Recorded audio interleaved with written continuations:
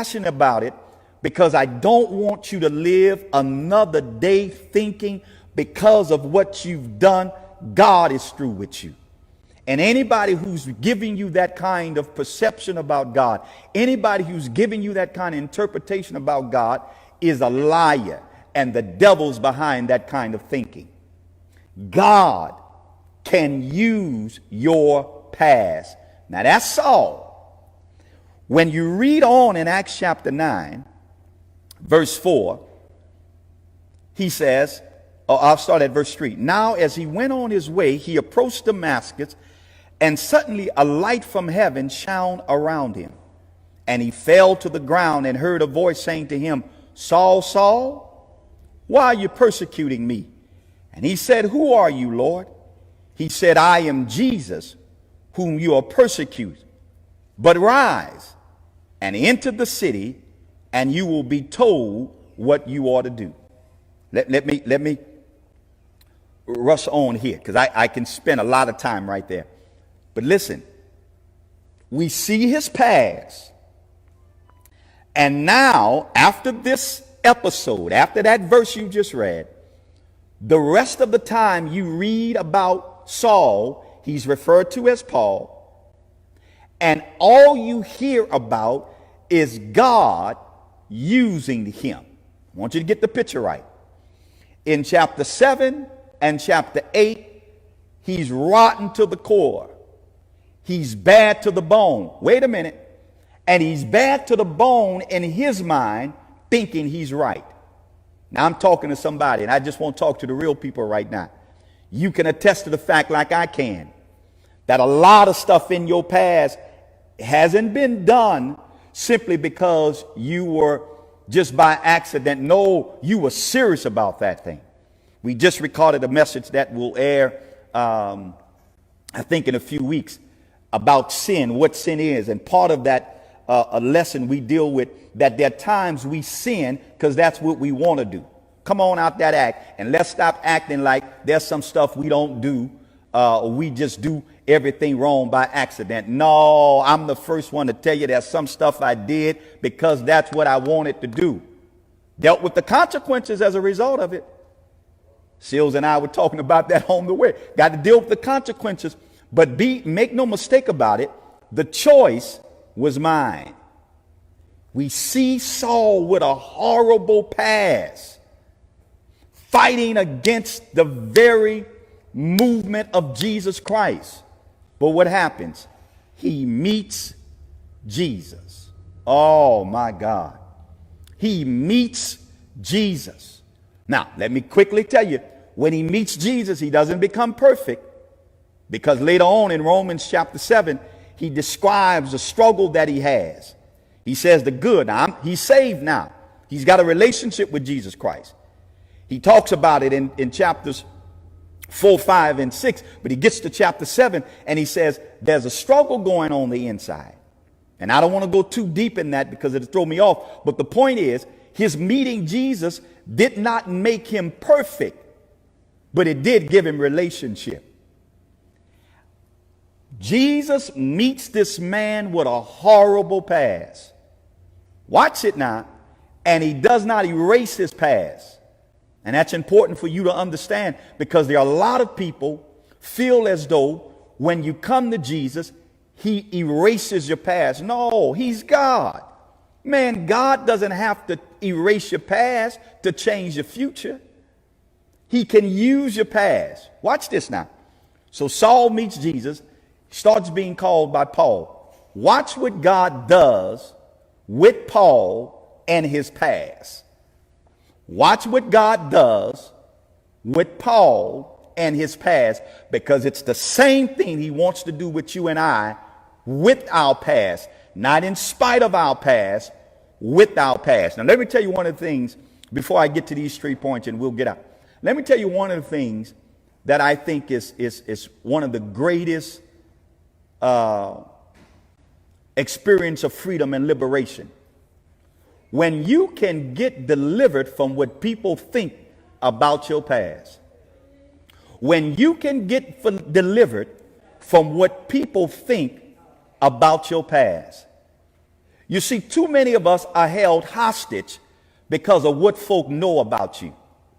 And they ain't spent but maybe 3 or 4 years in church. We ain't never read the Bible, heard a whole bunch of stuff other preachers say, and now they just want to embrace that and know something about you. And you can't praise God, you can't move on because you're worrying about who knows what you used to do. Man, you better get that out your head. You better get that out your head and stand boldly with that. Making any sense to you? Why? Because everybody you meet has a past and everybody you meet has a future. And the people who are productive are the people who understand that God, who can give me a future, is the same God who can handle my past. Watch what God does with Paul's past. Here's the first thing. Watch this. In Acts chapter 17, we see Paul, God taking his past. Watch this now. I want to start reading at verse number 22 of Acts chapter 17. So Paul standing in the midst of Areopagus saying, men of Athens, now this is a hill he's on. Men of Athens, I perceive that in every way you are very religious. For as I pass along, I observed the objects of your worship.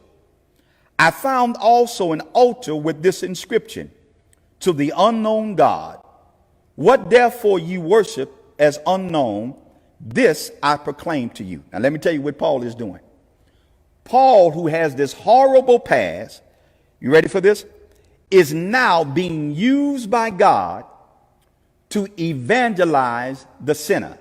Let me tell you what that simply means, because I like to preach with alliteration, so that's the preacher in me. Evangelize the sinner. Let me tell you what that means.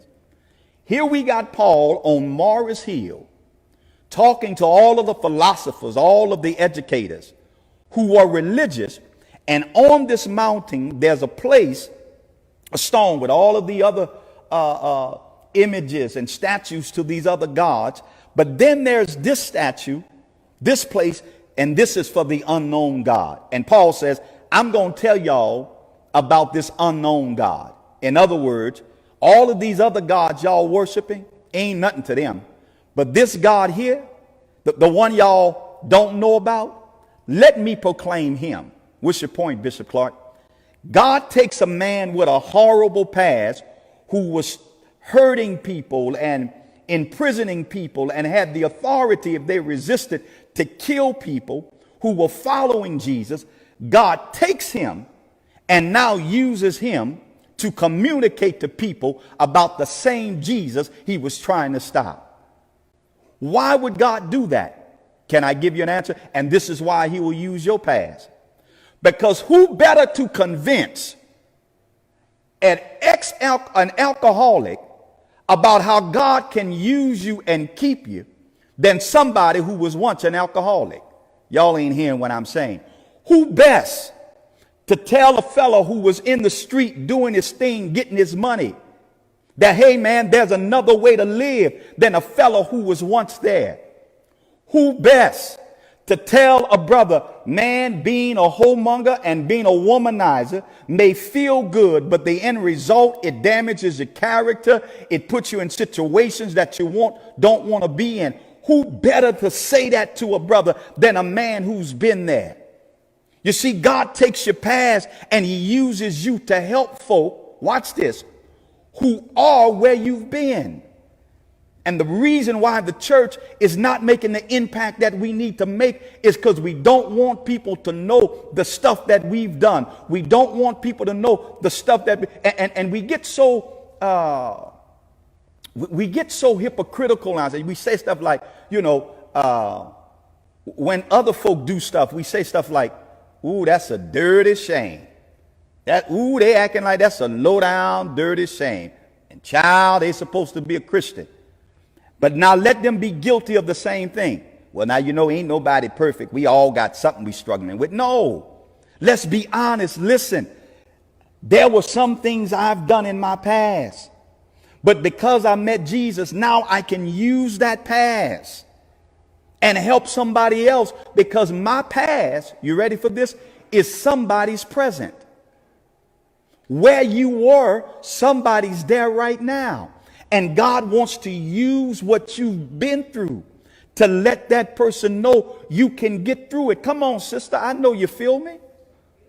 I know that there's sometimes, you played the fool. You thought you was in love, but realizing it was just lust, and you put all your eggs in the basket. You cut off your mama and them, didn't speak to your auntie, got mad at your sister because she was talking about your man and it didn't work out. And now you've matured. You got yourself together. God has got you out of that so that you can go back to tell that sister who may be stuck on stupid. Girl, I know what you're at. I know where you've been. I've been there. I've been there. And guess what happens? Your testimony about what you have been through because of your past could open her eyes and encourage her to let her know that, listen, it is very possible for you to come out of this. You see, y'all, the issue ain't that people don't want to know Jesus. The issue is people want to know folk who know Jesus and what was life like for them before Jesus. So he evangelizes the sinner. But then, watch this now, he does something else. We go to Acts chapter 26. I hope this is helping somebody. We go to Acts chapter 26 and listen to what he says in verse 27 and 28 of Acts chapter 6. After sharing his testimony before King Agrippa, look what happens. Verse 26, I'll start reading at verse 24. But Paul said, I'm not out of my mind, most excellent Festus,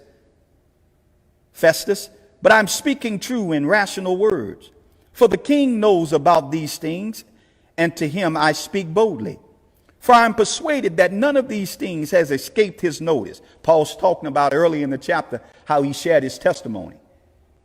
He says none of these things have escaped his notice, for this has not been done in the corner. Paul says, I'm not coming to y'all telling y'all something y'all don't know. That's one of the things I appreciate, and I thank God for the strength he's given me. I ain't hiding from nothing. I've done a whole bunch of stuff I ain't ashamed of. In fact about it, I done some stuff folk don't even know about. Now, if you're not going to throw no guilt trip and play that, not me, not this preacher. Why? Because I know that all of us got something. And God can use it if you let him. So he stands before King Agrippa, and listen to what King Agrippa said. King Agrippa, do you believe the prophets? I know that you believe. And Agrippa said to Paul, in a short time you would have persuaded me to be a Christian. And Paul said, whether short or long, I would to God that not only you, but also all who hear me this day might become such as I am, except for these chains. In other words, he not only evangelizes the sinner, gets an opportunity to tell folk who don't know Jesus how they can get to know Jesus, but he also gets to expose the seekers. You see, King Agrippa says to Paul, man, you almost persuaded me. Paul goes on to say, whether today or another day, I hope you get it.